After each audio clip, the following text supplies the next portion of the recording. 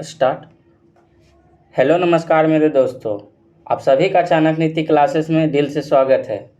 सबसे पहले आप सभी चेहरे पे मुस्कान लाइए ताकि आज का दिन बेहतर हो और आप लोग हमेशा मुस्कुराते रहिए और जो है इसी तरह पढ़ते भी रहिए। ठीक है, टेंशन नहीं लेना है, धीरे धीरे मेहनत करने के बाद सफलता मिल ही जाएगी। तो आप लोग जो है मुस्कुराते रहिए और पढ़ते रहिए। ठीक है, तो देखिए स्क्रीन पे जैसा कि देख पा रहे होंगे, स्पीडी एनसीईआरटी ग्रुप डिस्कशन जो डेली शाम 6 बजे होता है और 7 बजे यही जो है इसी का वीडियो यूट्यूब चैनल चाणक्य नीति क्लासेस पर अपलोड किया जाता है। ठीक है, तो आप लोग को पता ही होगा चाणक्य नीति का नियम कि कैसे पढ़ना है। तो सबसे पहले रूल नंबर 1, आप लोग को जितना होमवर्क दिया जाता है उतना सिर्फ एक बार देखकर जो है ग्रुप डिस्कशन में ज्वाइन कीजिएगा। और जब रूल नंबर 2, जब ग्रुप डिस्कशन होगा तो उस टाइम ध्यान से सुनना होगा और ध्यान से सुनने के बाद और एक बार क्वेश्चन देखने के बाद जो है आपको पूरी अच्छी तरह से माइंड में सेट हो जाएगा, जिससे आप एग्ज़ाम के टाइम ऑप्शन के अनुसार क्वेश्चन को सही टिक करके आइएगा। ठीक है, और रूल नंबर 3 जो है जितना भी हम 6 दिन में पढ़े हैं, 7वां दिन संडे को रिवीजन कर लेंगे, तो इससे जो है पूरी अच्छी तरह से क्लियर हो जाएगा और पढ़ा हुआ भी याद रह पाएगा। ठीक है, तो आप लोग अगर यहाँ क्लासरूम में नहीं आ पाते हैं तो कहीं से भी देख सकते हैं। सिर्फ होमवर्क एक बार देख लेना है सुबह और उसके बाद शाम को जो है 6 बजे हम लोग यहाँ करते हैं, 7 बजे अपलोड कर देते हैं।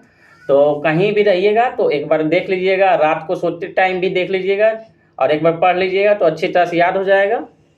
ठीक है, तो आप लोग ज़रूर पढ़िएगा और इस पे ज्वाइन ज़रूर कीजिएगा। ठीक है, तो आइए आज की सकारात्मक सोच को अपनाते हैं जो हमें ऊर्जावान बनाएगी। आज का मोटिवेशनल लाइन है चाणक्य नीति क्लासेस का, देखिएगा। एक लक्ष्य जो है ऐसा निर्धारित करें जो आपको सुबह बिस्तर से उठने पर मजबूर कर दे। ठीक है, मतलब एक गोल ऐसा बनाना है कि जो है वो गोल पाने के लिए, मतलब जो है सोए हुए भी है तो मेरा माइंड में भी वही गोल चलना चाहिए। और जो जैसे 6 बजे सोता है कोई 10 बजे उठता है, तो इस तरह से नहीं होना है कि वह गोल पाने के लिए हमें जो बिस्तर पर से उठने के लिए मजबूर कर दे। तो ठीक है, ऐसा गोल बनाना है जो कि कोई भी परिस्थिति में उस गोल पाने के लिए हम मेहनत करें और तैयारी करें। ठीक है, तो आइए आज की क्लास आगाज़ करने से पहले जय श्री राधे का नाम लेते हैं और आगाज़ करते हैं 7 मई 2024 करेंट अफेयर्स के अति महत्वपूर्ण प्रश्न। ठीक है, देखिएगा क्वेश्चन नंबर 1। क्वेश्चन नंबर 1, महिला T20 विश्व कप 2024 का आयोजन कहाँ होगा। ठीक है, तो इससे पहले हम पुरुष T20 विश्व कप पढ़ रहे थे। अब यहाँ पे देखिएगा महिला T20 विश्व कप 2024 का आयोजन कहाँ होगा। पुरुष वाला तो सब जानते हैं, लेकिन महिला जो है T20 विश्व कप पे कम ध्यान दिया जाता है, जबकि महिला भी बहुत क्रिकेट के क्षेत्र में बहुत आगे बढ़ रहा है। ठीक है, इसको भी ध्यान दीजिएगा। तो महिला T20 विश्व कप 2024 का आयोजन ऑप्शन बी बांग्लादेश में होगा। और देखिएगा मेल वाला जो है इसका होस्ट देश कौन सा होगा, तो USA और वेस्ट इंडीज, और महिला वाला बांग्लादेश। तो देखिएगा फीमेल T20 विश्व कप बांग्लादेश में होगा और ये अक्टूबर 2024 से शुरू होगा। ठीक है, बांग्लादेश के जो PM है शेख हसीना यह घोषित कर दिया है कि T20 विश्व कप का आयोजन बांग्लादेश में होगा।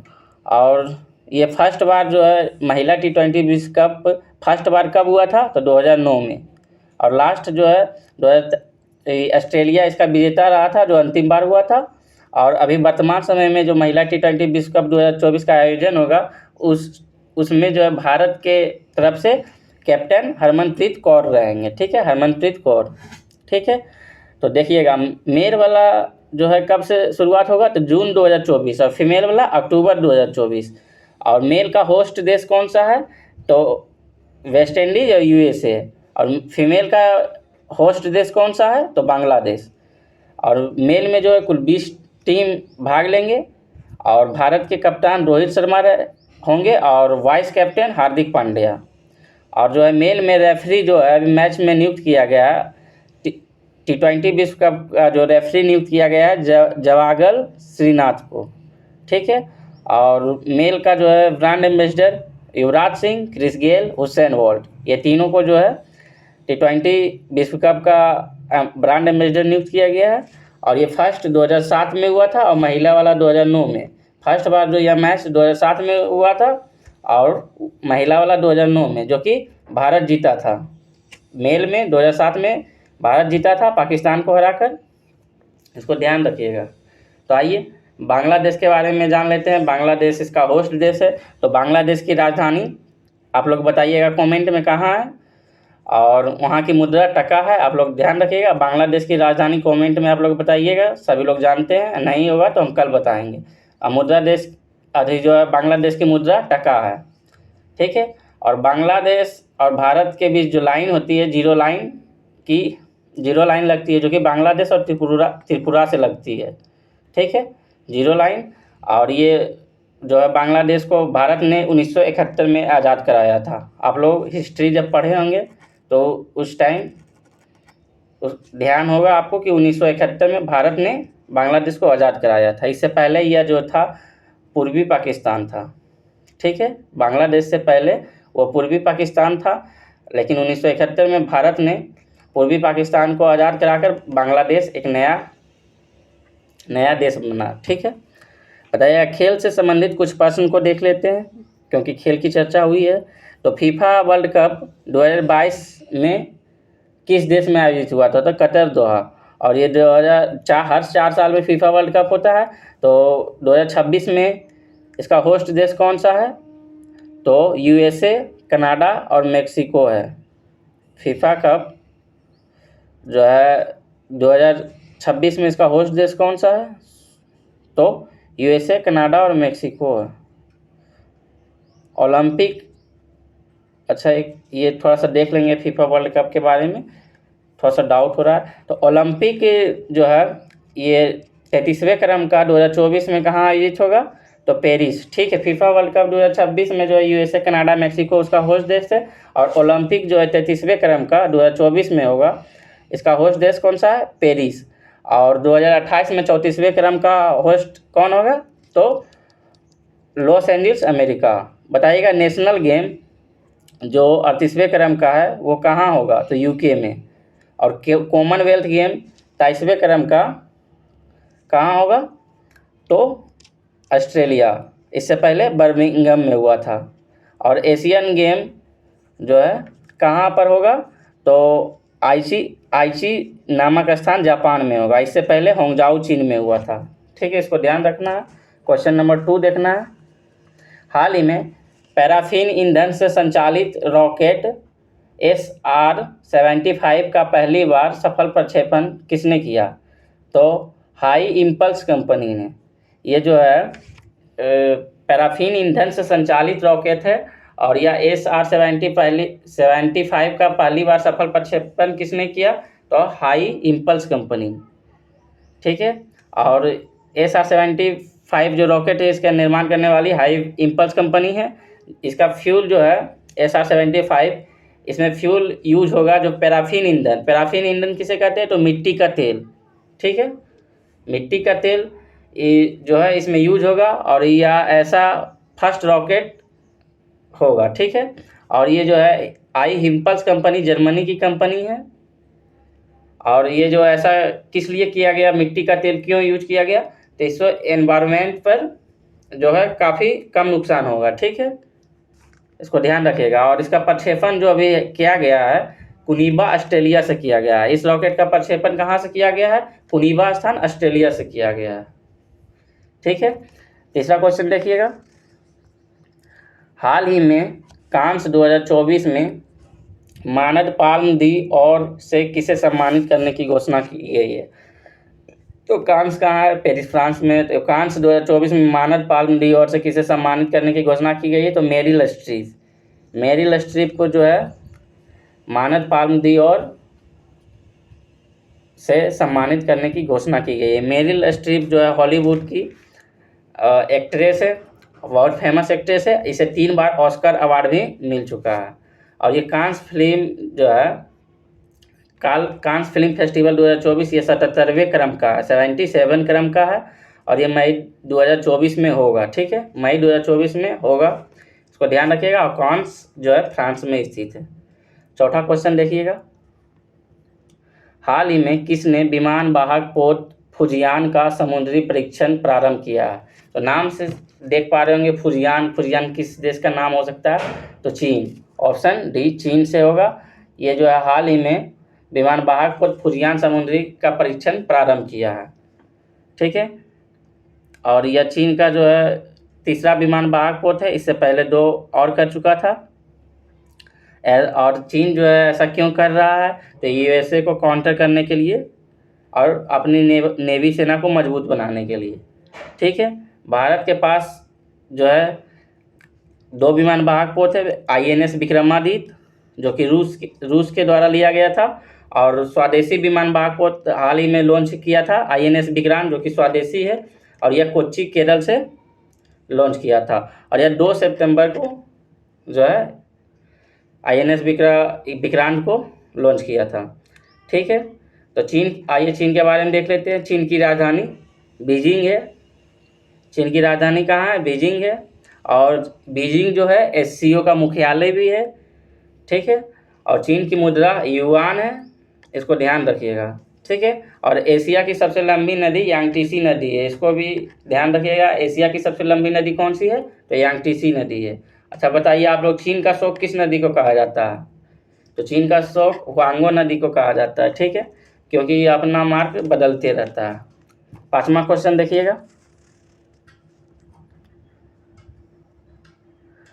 हाल ही में नए कोविड-19 वेरिएंट फ्लियर्ट ने कहाँ दस्तक दी है? तो देखिए फिर कोविड-19 का नया वेरिएंट जो है आया है। तो कोविड-19 के नए वेरिएंट फ्लियर्ट ने कहाँ दस्तक दी है? तो यूएसए।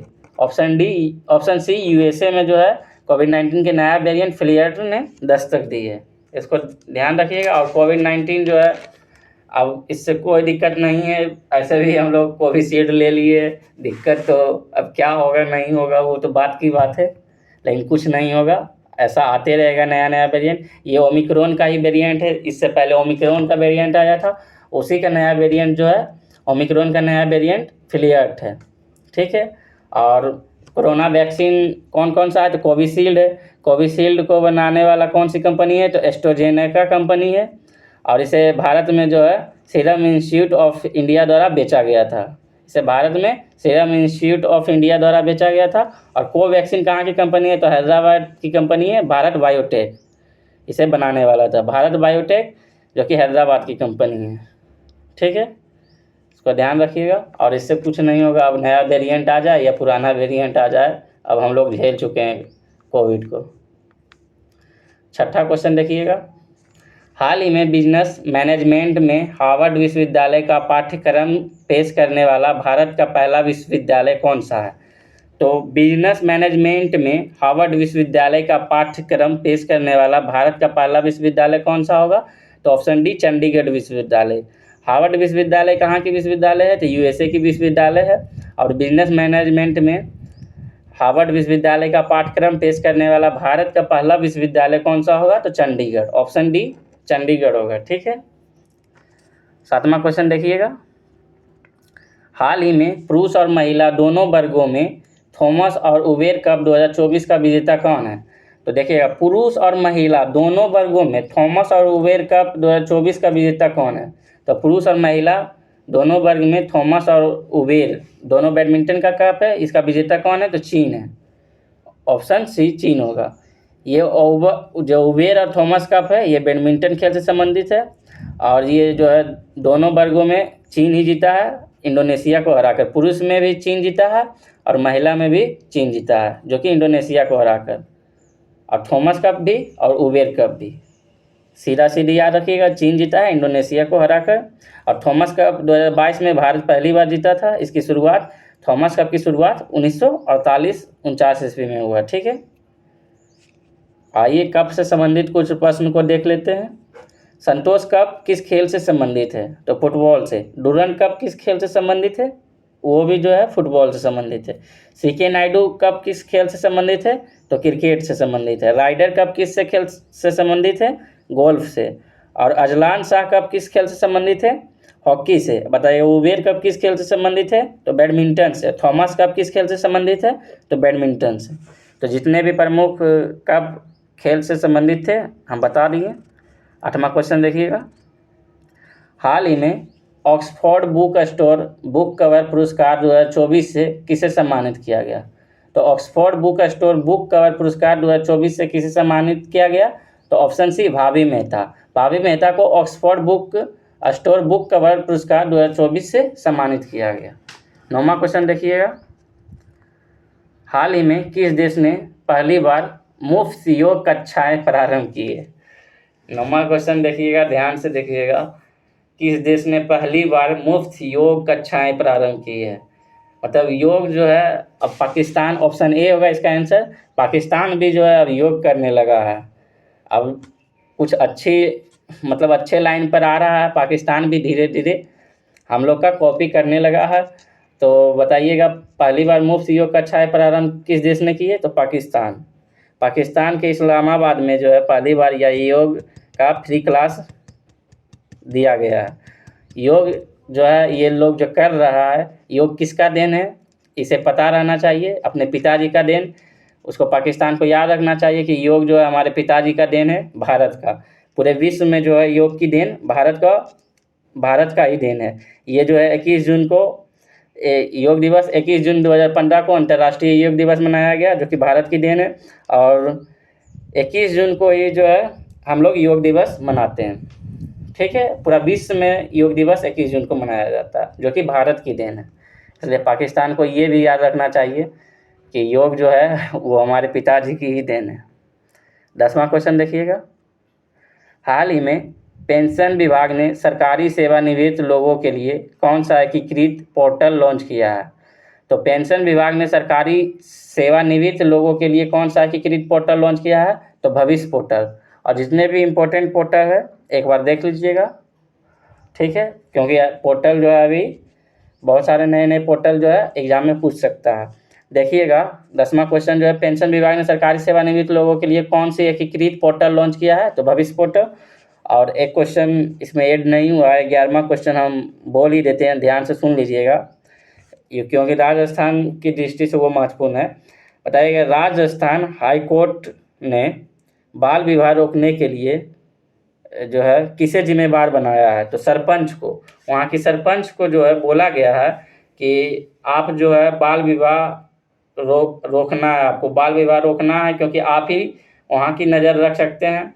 सभी सरपंच को यह कहा गया है कि आप लोग जो है बाल विवाह को रोकना है। जैसे हम लोग के यहाँ बाढ़ होता है, सरपंच भी होता है, तो बाढ़ और जो है गांव से जुड़ा रहता है। तो अब गांव बहुत छोटे क्षेत्र में आता है, तो अपने अपने क्षेत्र में जो है बाल विवाह को रोकना है। अगर कोई बाल विवाह करता है तो आप उसे सूचना कीजिएगा कि आप ऐसा नहीं कीजिए, या कानूनी अपराध है, इस तरह को मतलब उसे समझाना है, क्योंकि बहुत सारे गाँवों में कम शिक्षित लोग होते हैं, तो समझाइएगा तो समझ जाएंगे। ठीक है, तो राजस्थान के हाई कोर्ट ने बाल विवाह रोकने के लिए किसे जिम्मेदार बनाया है? तो सरपंच को।